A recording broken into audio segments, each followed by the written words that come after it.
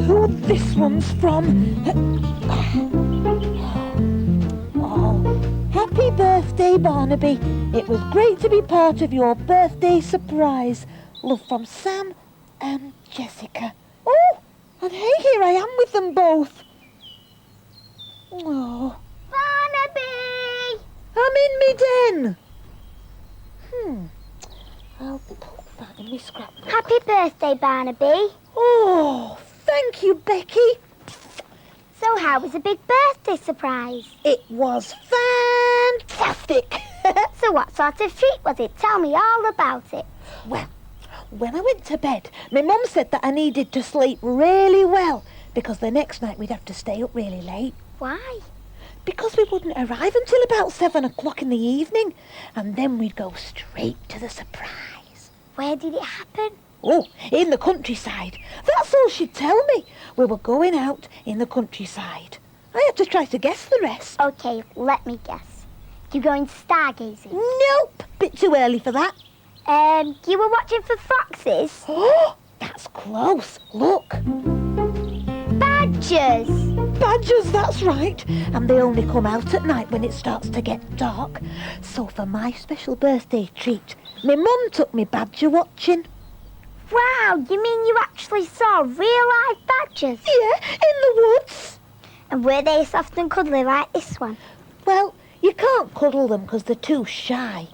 But you can watch them from somewhere called a hide. And that's exactly where my mum took me. It was in the middle of the New Forest. And we watched the woods through a big window. I made 2 new friends called Sam and Jessica, and we were all told to keep very still and be very quiet. Badgers have really good hearing, and any noise, that would scare them away. Are you filming, Mum? Oh, sorry. This is me, Barnaby Bear, with my new friends looking out for badgers. Oh, there's one. And there is some more. Oh, I hope they don't hear my tummy rumbling.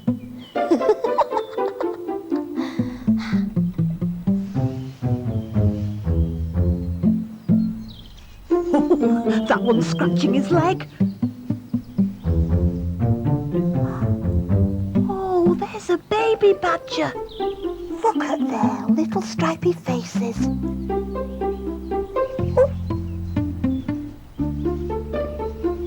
What's that one up to? I think he's looking for food. Oh, he's hungry like me. Mum told me that they eat leaves, fruit, worms and mice. Yuck. What ones do you think are Mum and Dad? I don't know.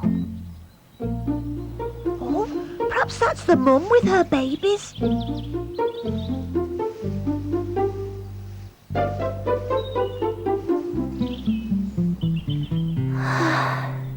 They're so lovely, but I'm starting to feel very sleepy, Mum.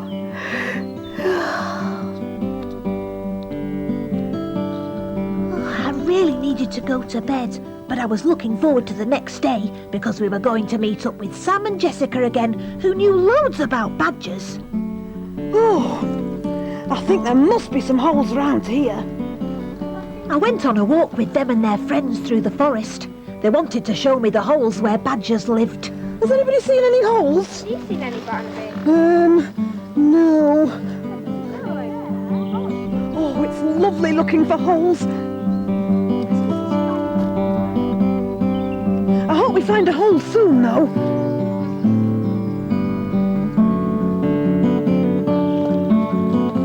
Come on, let's see if there are any holes down that way. Oh, okay. Wait for me. Oh, look, Mum. This is where badgers live, in here. Is it just called a hole? No, it's called a set. A set? So what's it like inside? It looks very dark. Yes, but badgers don't mind that because they can see in the dark. Oh, so what's their underground home actually like? Well, it's made up of lots of tunnels that the badgers dig. Oh, I wish I was small enough to fit down there. I'd love to dig tunnels. I'd like to see what the badgers make it look like. Sam told me they live in their sets for years and years. They don't like moving. They're very stuck in their ways. He also told me that there are laws that stop people harming badgers and their sets. But sometimes, when roads get built across badgers' pathways, then it becomes dangerous for them. They can get hurt, and sometimes they have to move home. But this can be stopped by building badger tunnels or bridges under or over the roads. That way the badgers can stay living where they are, but can cross the road safely. And in some areas, there are badger reflectors, or mirrors on the road. These reflect the light from car headlights, so badgers know when the cars are coming. Those ideas are brilliant. Yeah, they're clever, aren't they? Sam and Jessica knew exactly how to help badgers, didn't they? Yeah, those poor badgers, they need all the help they can get. And it's not just the badgers who need help when a new road gets built. Other wildlife and plants need help too. So why are new roads built where wildlife and plants live? Well, Jessica and Sam told me a story about how some years ago there were plans to build a road not far from the new forest. It all started with lots of traffic jams on the M3 motorway near a town called Winchester, not far from the new forest. People living round here used their cars to travel to lots of different places. I drive every single day of the week for business. I travel to school by car every day. The journey I'm doing today is to take my children back to school. And when they all used their cars at the same time, they got stuck in big traffic jams. The road linking the M3 and Winchester was called the Winchester Bypass. It went around Winchester, not through it. This was an old road and much narrower than the M3 motorway. In the summer months, there were long queues as people travelled to the seaside and the New Forest, and lorries took goods to the south of England and across the Channel to Europe. But there were lots of accidents on this road, so the government planned to build a new, wide road for all this traffic.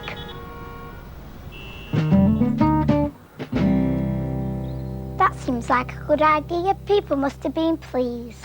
Well, yes and no. You see, there was a problem. What? Well, they wanted to build this road right across loads of countryside. I mean, think of all the animals and plants and insects. They don't have cars. Don't be silly. Oh, sorry. Why couldn't they just make the old road a bit wider? That way less countryside would be damaged. Well, the people who planned the road, they didn't want to do that. They thought it would be safer and better to build a new motorway. Where were they going to build it? Next to the old road? That seems silly. They wanted to build it in a totally different place, destroying lots of countryside, and many people didn't want that to happen. That's a big problem then. What happened next? Well, the Winchester Bypass was beside the city and St Catherine's Hill. The new bit of motorway was going to be built on the other side of the hill, cutting through an area called Twyford Down, where lots of plants and insects lived. Also, a very pretty butterfly called the Chalk Hill Blue visited the area every summer. Loads of people didn't want this to happen, so they all got together and wrote letters to their local MP to complain, and they protested against the building of the road.